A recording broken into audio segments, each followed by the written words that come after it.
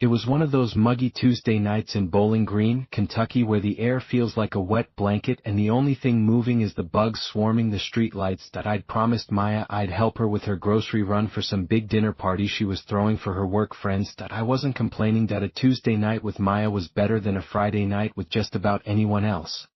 We were at the Walmart Supercenter on Scottsville Road, the one that never seems to sleep. The fluorescent lights hummed a dull, headache-inducing song, and the place had that specific smell of stale popcorn, cleaning chemicals, and new plastic. Our cart was half full, mostly with fancy cheeses and crackers and wine I couldn't afford. That my job was to push the cart and nod seriously when she held up 2 different bottles of olive oil. Maya. God. She was wearing these tight black leggings and an old, soft-looking gray t-shirt that had a tiny hole near the hem. Every time she reached for something on a high shelf, the shirt would ride up, exposing a sliver of smooth tan skin just above her waistband. That I'd find myself staring, my throat going a little dry, tracking the subtle shift of muscle in her back. She had her dark hair piled up in a messy bun, loose strands sticking to the dampness on her neck. When she turned to ask me a question, her lips, glossed with something that smelled faintly of cherries, would form the words and I'd miss the first half of whatever she said, too focused on the movement. Liam? Earth to Liam? Balsamic or red wine vinegar? Balsamic, definitely, she smiled, a quick, flirtatious flash of white. You have no idea what the difference is, do you? Not a clue, I admitted, and we both laughed. This was our rhythm. That we'd been friends since a random art history class in college, and there was always this current. This unspoken thing that made my heart beat a little faster when she was near. That I'd imagine what it would be like to trace the line of her jaw with my thumb, or to feel the weight of her leg hooked over mine. Inappropriate thoughts for the condiment aisle, but they were there, persistent and warm. We finally made our way to the checkout. The place was a graveyard. That it was past 10 p.m., and the only cashier was a tired-looking kid at lane 3, ringing up a man with a towering load of paper towels. The self-checkout area was a row of 6 kiosks, their screens dark and waiting. Let's just do self-checkout, Maya said, already steering the car towards the nearest machine. I don't have the energy for small talk. I started unloading the cart onto the little metal scanning area.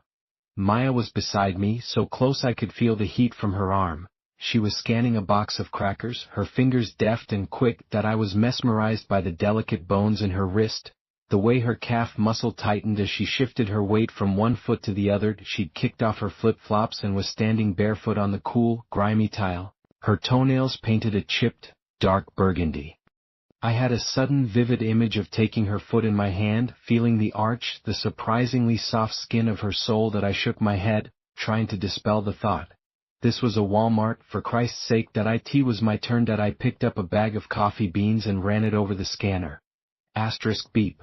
Asterisk I placed it in the bag. Simple. That I reached for a bottle of wine. Asterisk beep.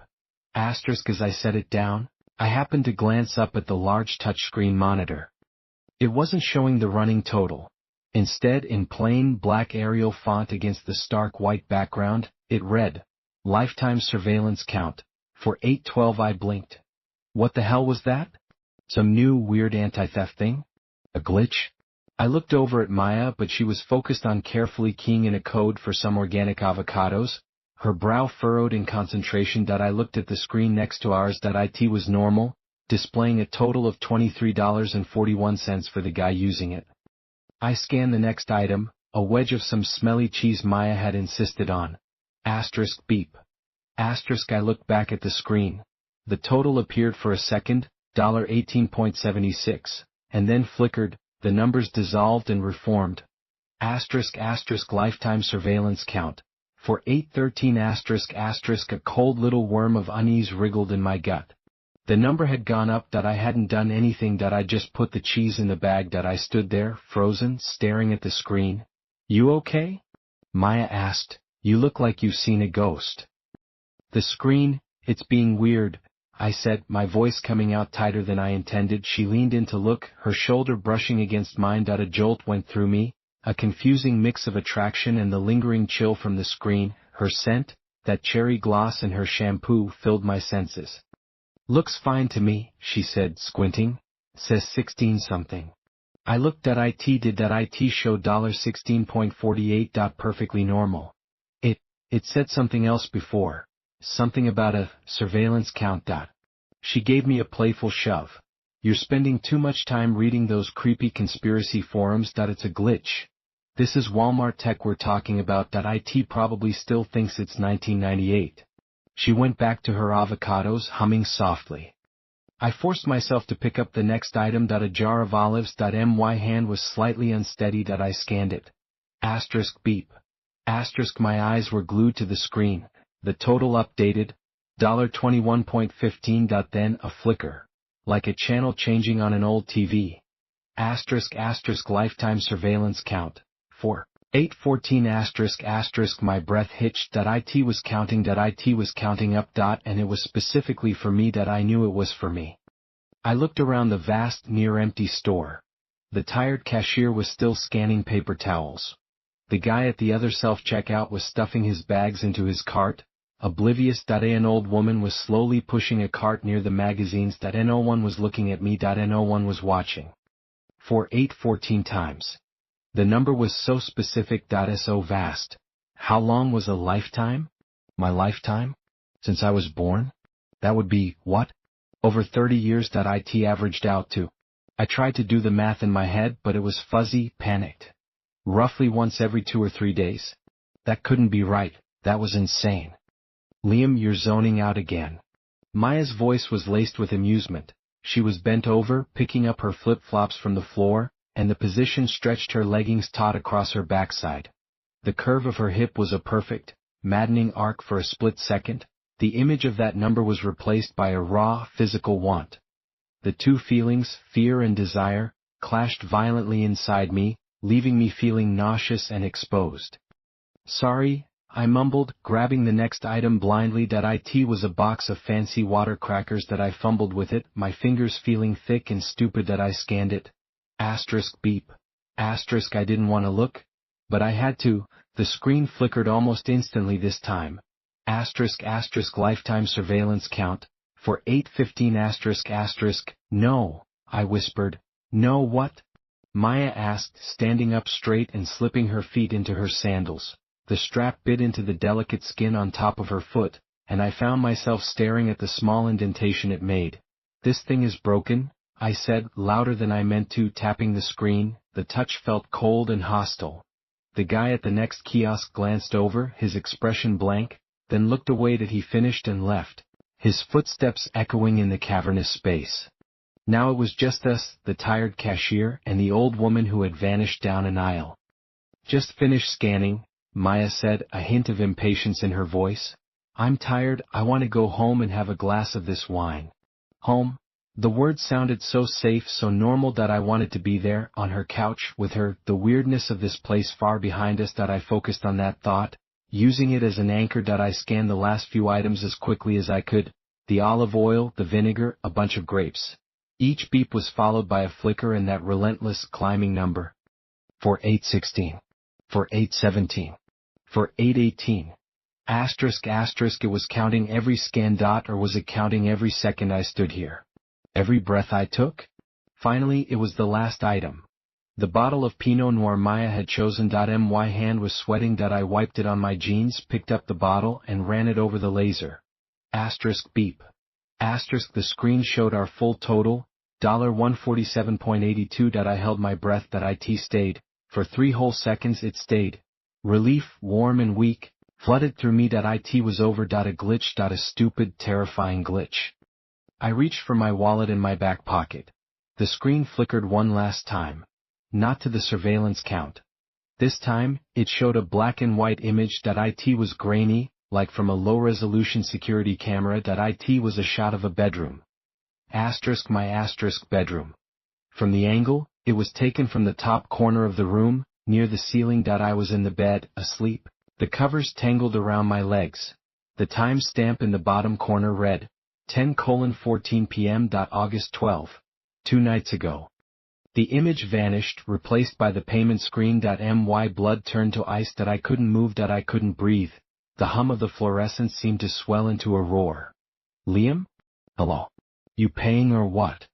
Maya's voice was distant, muffled that I fumbled my credit card out, my hands shaking so badly I could barely slide it into the chip reader. The machine accepted it that I punched in my PIN, my vision swimming. The transaction was approved. The receipt started printing. I snatched it, not caring if it tore that I had to get out, now. Whoa, slow down, Maya said, laughing as I practically shoved the full bags into the cart and started pushing it towards the exit. What's the rush? You see a spider or something? I couldn't speak that I just shook my head, my eyes darting around the store that IT felt different now. The endless aisles weren't just full of products. They were full of hidden sight lines. The dark, mirrored dome of the security camera above the exit seemed to be staring directly at me, its unblinking eye a physical weight. We burst through the automatic doors into the thick, humid night. The air was a relief, but it didn't feel safe. Nothing felt safe. Okay, seriously, Liam, what is going on with you? Maya asked, her smile gone, replaced by genuine concern that we were loading the bags into the trunk of her car, a beat-up Honda Civic. I leaned against the hot metal of the car, my heart hammering against my ribs. How could I possibly explain it? Hey, the self-checkout told me I've been watched over 4,000 times and then showed me a video from a camera in my bedroom. I sounded insane. It was that screen, I started, my voice ragged. It wasn't a glitch, Maya.it was showing me a number.account of how many times I've been watched. And then, it showed me a picture of me in my bed, asleep. She stared at me, her expression unreadable in the orange glow of the parking lot lights. Her glossed lips were slightly parted that I found myself staring at them, at the perfect bow of her upper lip, and felt a fresh wave of guilt. My mind was fracturing, jumping from sheer terror to the curve of her mouth. Liam, she said softly, putting a hand on my arm. Her touch was electric. That's not possible, that you're exhausted, that it's been a long week. Maybe you just imagined it. I didn't imagine it. The words came out as a shout that I saw her flinch and immediately regretted it. I'm sorry that I saw it was real. Okay, she said, her tone placating. Okay, let's just get back to my place. You can calm down, have some wine, and we'll figure it out.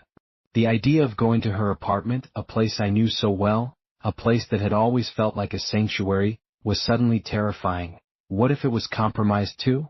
But the alternative, going back to my own apartment, to that bedroom, was unthinkable. We drove in silence that I kept checking the side mirror, expecting to see a pair of headlights following us, but the streets of Bowling Green were quiet that I watched Maya drive. Her hands were steady on the wheel, her knuckles white. The delicate line of her jaw was set that I watched the way her thigh muscle flexed as she worked the brake and the gas. The sheer normalcy of her, the tangible, beautiful reality of her, was the only thing holding me together. Her apartment was on the second floor of an old house near campus. It was cozy, filled with plants and books and the smell of her vanilla candle. It had always felt like her. Tonight, it felt like a trap. I stood rigidly in the middle of the living room while she locked the door behind us, turning the deadbolt with a solid, reassuring thunk. Okay, she said, turning to face me. Start from the beginning, tell me everything you saw. So I did. I told her about the first number, 4812. I told her how it climbed with every scan. I described the grainy black and white image of myself asleep in my bed. I told her about the timestamp. I left nothing out. She listened, her arms crossed over her chest, her expression growing more and more troubled. When I finished, she was silent for a long time. That's profoundly messed up, Liam, she finally said, but it has to be a hack, right? Some asshole with a laptop in a van somewhere, messing with Walmart systems. It's the only explanation. A hack that knows what my bedroom looks like? A hack that has a camera in my room? My voice was rising again, edged with hysteria. Maybe it's not your room, she suggested, though she didn't sound convinced. Maybe it just looked like it. Or, I don't know. A deepfake? A really, really specific and creepy prank. It was a logical thread, and I clung to it because the alternative was a bottomless pit. A prank, a hack. It had to be. Let's have that wine, she said, heading to the kitchen. I watched her go, the sway of her hips in those leggings a hypnotic, calming rhythm. She came back with 2 full glasses, handing one to me. Our fingers brushed during the exchange, and a spark of static electricity jumped between us. We both jumped. See, she said, trying to lighten the mood. Even the universe is on edge tonight.